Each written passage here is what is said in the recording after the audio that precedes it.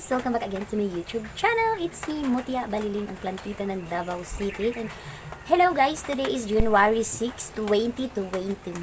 And ayan na nga, it's rainy days. Ayan, nandito po tayo ngayon sa labas. Actually, kanina ko pa talaga gusto mag-vlog. Pero hindi po matuloy-tuloy kasi nga umuulan. Yun guys, kung naririnig nyo, medyo may ulan pa talaga. So yun na nga guys, for today's vlog or for today's video guys, isamahan nyo ko. Mag-repot po tayo guys ng ating mga philodendron collection. So actually guys, yung mga philodendron collection ko is hindi siya mga rare.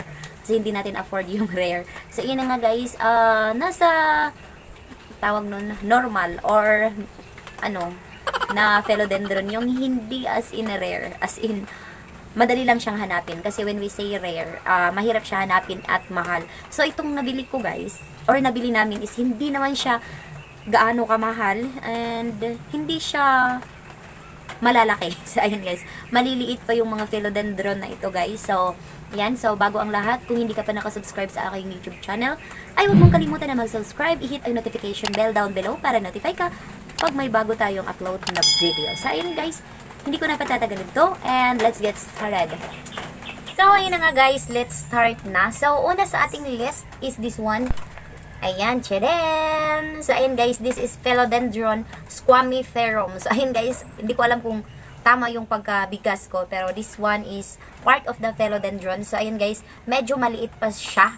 So, nabili namin to siya guys sa halagang 100 pesos. So, ayan siya, meron siyang tatlong dahon. Ayan, maliliit pa talaga siya guys. And ayan, iriripat natin siya by this. I have a pot here. So, ang pot na ito guys is, ito yung pot na natanggap natin noong exchanging gift noong New Year. So, ayun, galing kay Ate Lot Capote. So, ayan.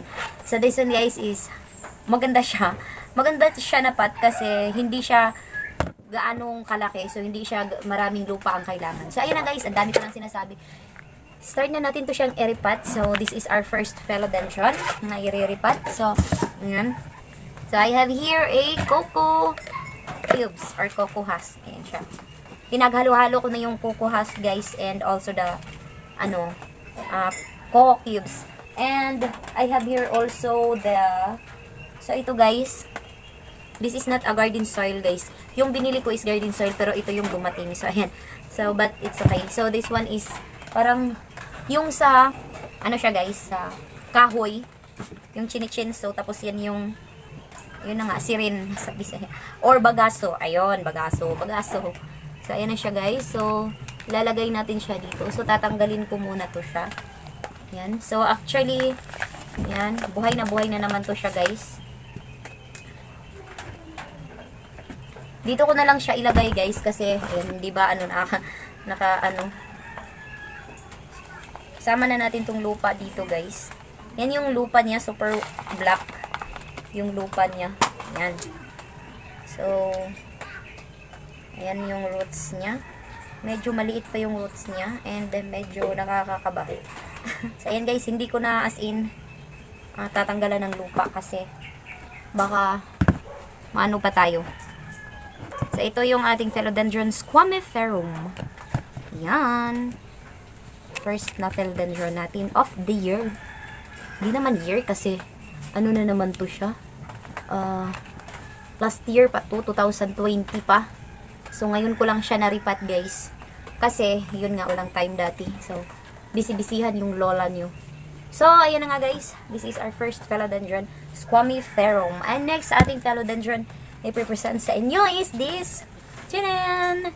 Philodendron Red Congo. I don't know guys kung Red Congo to kasi this is my first time na makakita ng, kung ito man yun guys, na Philodendron Red Congo. So, comment down below kung hindi ba ako nabudol. So, hindi ba ako, kung tama ba to, Philodendron na Red Congo ba talaga to? So, this one guys is nabili namin sa halagang 100 pesos. 100 pesos or 150. Nasa ganun siya na price guys. Hindi ko ma-remember kasi nga last year pa, 2020. Pero, December na din yun na time. So, yan. Lalagyan natin ng cocoa cubes. Yan, yung ating cocoa cubes. So, then, lagyan natin ng bagaso. Yan. So, guys, tatanggalin natin medyo ano yung soil niya. Yan. Okay, may coco husk siya dito guys, pero hindi ganun kadami. Konti lang nilagay na coco husk. So, ayan. Yan siya guys, sobrang liit pa din niya. Kagaya din ng Philodendron squamiferum. So, ayan. Lagyan natin dito. Ayan. Ayan, lagyan natin ng paibabawan natin ng Coco Martin. Nasali si Coco Martin. Ayan. Ups! Ayan, huwag kang mahulog. So, ito na yung ating Philodendron Red Congo. So, I don't know talaga guys ha, kung Red Congo ba talaga to. So, ayun guys, paki-comment down below kung Red Congo ba talaga to siya. Kasi, mahal talaga yung mga Red Congo, somewhere na mga Philodendron na mga ganun, na mga Philodendron nga. So, itong squamiferum guys, is may nakita ako dati, 500 pesos ata yun. Pero, yun nga, hindi natin afford yung 500. So, may nakita tayong 100. So, dun tayo sa very affordable price. Kasi nga, tayo na yung magpapalaki. So, iba din yung nabibigay ng halaman guys, na happy tayo kapag tayo yung nagpapalaki ng halaman na gusto natin. Tapos, tayo yung nagpalago. So, ayan na siya guys. So, dalawa na. Next. So, ayan guys, another Philodendron. So, this one guys, is nabili namin sa halagang 50 pesos lang to siya guys. So, sobrang liit nito guys. And ang gagawin ko dito guys is, iriripat ko siya. Yung ano niya, yung soil niya is, yun nga, gusto ko siyang lagyan ng coco husk sa ilalim. So, this one is the Philodendron Lemon Lime. So, ayan, wala pa ako dito guys. Actually, meron ako nito dati, pero, yun nga, nabenta. Kasi, yun na, ayoko na mag-explain. So, ayan guys, gusto ko siyang, ito lang din yung pot na gagamitin ko.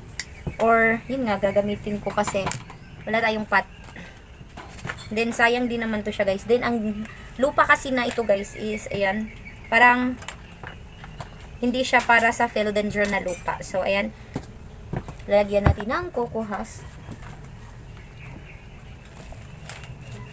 So, hindi gaano marami kasi, na full na siya guys. Ewan ko ha, pero may nabasa ako na, mas maganda talaga yung may coco cubes or coco husk na ilalagay kapag Philodendron yung itinanim. Kasi yung roots niya is madaling, maraming kakapitan sa ilalim. So, ayun na siya. So, monitor pa rin natin to sila guys kung ano na ang mangyayari nito by next vlog. And guys, mamaya guys is papasili ko sa inyo kung ano yung aking mga Philodendron collection. So, hindi po sila mga rare. Para hindi katulad kanina mabigat. So, ngayon is, ayan siya. Sobrang gaan. So, next sa ating na iriripat is, actually, ayan guys, this is a Philodendron heart shape. So, this one guys is nabili namin to sa Bangkiruhan Public Market. Ano lang siya guys, cuttings nung nabili namin. So, ayan siya. So, kailangan siyang, ko siya guys, ireripat ko siya guys kasi, i-change ko siya ng soil kasi wala siyang coco husk. So, ayan guys, iriripat ko siya para, ayun, mapadali yung matubo niya.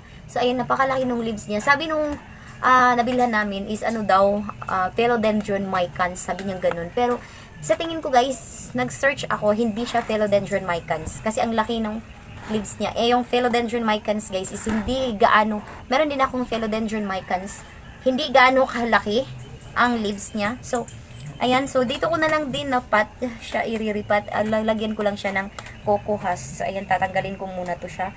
Kasi itong lupa na ito guys is parang, ayun. So, ay hindi ko na siya tanggalin guys. Lalagyan ko na lang siya ng coco husk sa ibabaw banda. Ayan.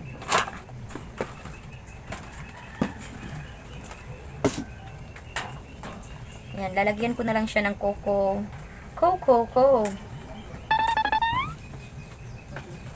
Para mapabilis yung tubo ng ating Philodendron. So, lagyan lang natin siya ng coco husk or coco cubes. Actually, itong Coco Cubes na to guys, ako lang yung gumawa. Madaling, super dali lang naman guys. China-chop-chop ko lang yung mga ano, ng niyog. Yun nga. So, ito na siya ngayon. Nagiging Coco Cubes na siya kasi kinat-cut-cut ko sila. So, ayan. So, okay na yan siguro. So, ayan na siya guys. Yung ating philodendron heart shape. Okay, next to our philodendron, let's proceed, is this philodendron burley mark. So, ayan siya guys. So, this is my philodendron burley mark. So, ayan. Actually, nakaripat na siya guys. And, as you can see, meron na siyang soil. Pero, gusto kong gawing red or brown yung mga pot ko ng philodendron. So, ayan, meron ako ditong extra pot. So, dito ko ilalagay, ireripat ko siya dito. So, ito si philodendron burley marks guys is madali lang siyang patubuin. Madali lang siya paramihin. So, hindi pa siya nakalagyan ng coco husk. Ayan, lalagyan ko siya. Kaya, isa din sa ano na, iriripat ko siya kasi lalagyan ko siya ng coco husk. So, ayan. Kukunin na natin siya sa kanyang lagayan. So, wow. And, ayan. So, ayan.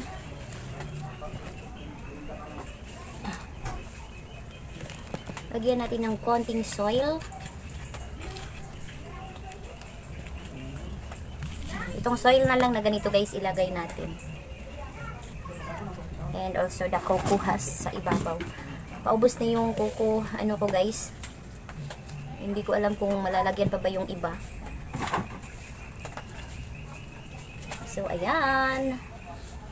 Philodendron burley marks. So, this is not a variegated guys. This is the pure green. Yung sa iba guys is nakikita ko yung variegated, super ganda nun and super mahal din. So hopefully soon, someday is makakabili tayo ng variegated ng philodendron burley mark. So for now is ito muna siya and love na love ko to siya. So next one is, so ito guys is lalagyan ko na lang siya ng coco husk. Ayan. So this one is the philodendron green emerald. So, ito siya guys, is bigay lang to ni Tia Inday. So, ayan.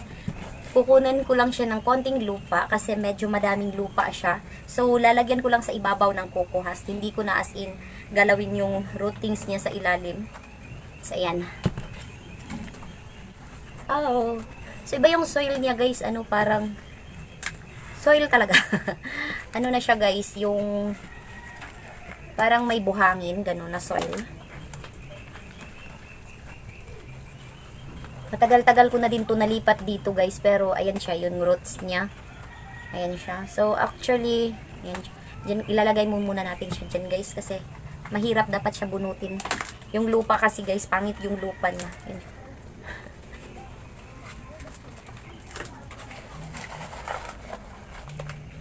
Ayan, lalagyan natin. So yung soil niya guys is merong tawag nun, rice hull. Meron siyang rice hull. Kaya siguro ayan, lagyan natin ng coco husk. Ayan, wala na talaga akong coco husk.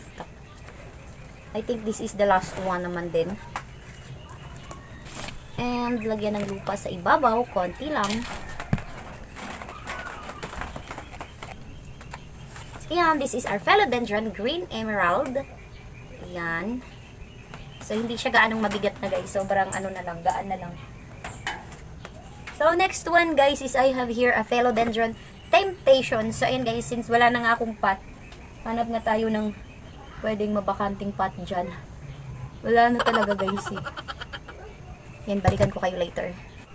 Okay, down to our last philodendron. So, I have here philodendron temptation. So, ayan, nakakita nga ako ng excess pot na color brown. So, ayan siya guys. So, gusto ko kasi guys mag-turno yung ating mga philodendron. Yung lahat ng philodendron natin is a color coding. Brown. Color brown. So, ayan na siya guys. Tatanggalin ko natin dito sa ating Lipton teacup. Ayan siya guys. So, medyo mahirap siya tanggalin, you know. Kunin lang natin siya dito. So, I think kasi guys, philodendron temptation, hindi siya dadami kapag maliit yung nilalagyan mo.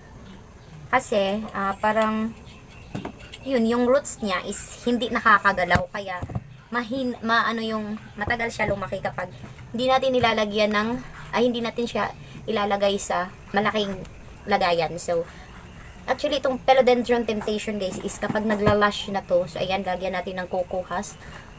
Ayan. Kapag naglalash na to siya, guys, is sobrang ganda niya tignan. So, ayan, guys. Ano na lang, let's see, or antayin natin siyang maglash. Ayan. So, this is the, ouch! Ayan, naputol. Okay lang yan. Kasi, dito ko kasi siya nilagay sa maliit na ano na to, cup na to. Kasi, ang liit pa niya dati. So, but, by this December month ata, yun ng December, guys. Yun yung month na nilagay ko siya dito sa, cup na to. Pero, as of now, tingnan nyo naman. So, ito lang yung, siguro, 4 na leaves lang yung meron nito nung nilagay ko sa sa cup na ito. So, ngayon is malaki na yung kanyang lagayan. So, I think lalago siya dito. Lalago. Although, ayan, may sira. And this is Philodendron Temptation, guys, is bigay ni Ate Miray. Ayan. Shout out, Ate Miray. Thank you. So, meron pa siyang binigay sa akin, guys, na isang seedling siya ng, ayan, ipapakita ko sa inyo. Ito siya, guys. Tcharan! Ayan, this one is, sabi niya is, this one is a wave of love. Ayan. Sobrang liit pa niya, guys. Actually, nakita ko to ngayon dyan sa labas. Nauulan-ulanan na siya, guys. Matagal na to dito. December ata, ayun, month of December niya to binigay. Kasi nga daw, as a Christmas gift. Na ko dyan sa labas, hindi ko napansin, nakalimutan ko. So, ayan. Buti nakita ko kanina. Ayan, guys, ubos na yung lupa niya kasi nga nauulanan siya. So, ilalagay ko siya dito. Ilalagay ko siya dito sa white pot. Kasi wala na naman to siyang laman. So, dito ko siya ilagay. Kasi matagal na to binigay sa atin. Ngayon ko pa maiiripat. So, ayan, diba? Buti hindi to namatay, guys. Mahal to kapag, maganda to siya, guys, kapag malaki na. This one, guys, is ito, isa din to sa mga pangarap ko na halaman dati. So, ayan. Oh, ayan siya, guys. At yung roots niya, guys, ayan. Yun yung rootings niya. So, I'm pretty sure, mabubuhay talaga to siya. Yan. So, dito natin siya ilagay.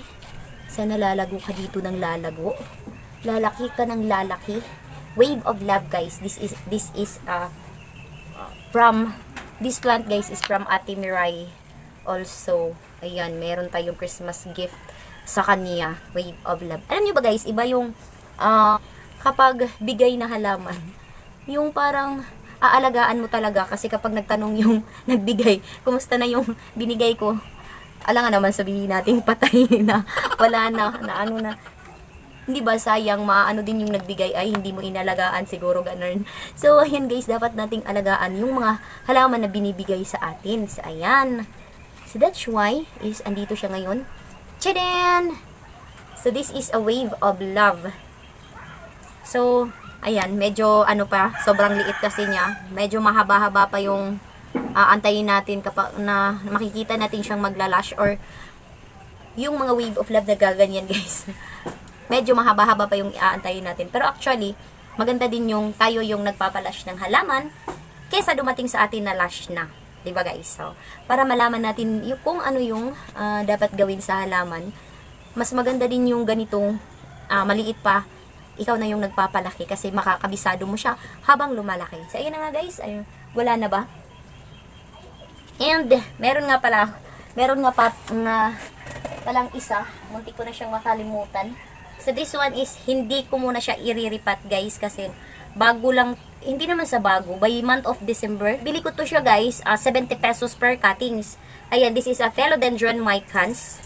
So, ayan, medyo, kasi, guys, bago pa lang siya, nung niripat ko siya, parang nakakaawa yung mga leaves niya kasi, matagal siya bago naka-recover, kumbaga, kasi nga, cuttings, dapat, mga 1 month din siya, guys, bago na ganito na siya.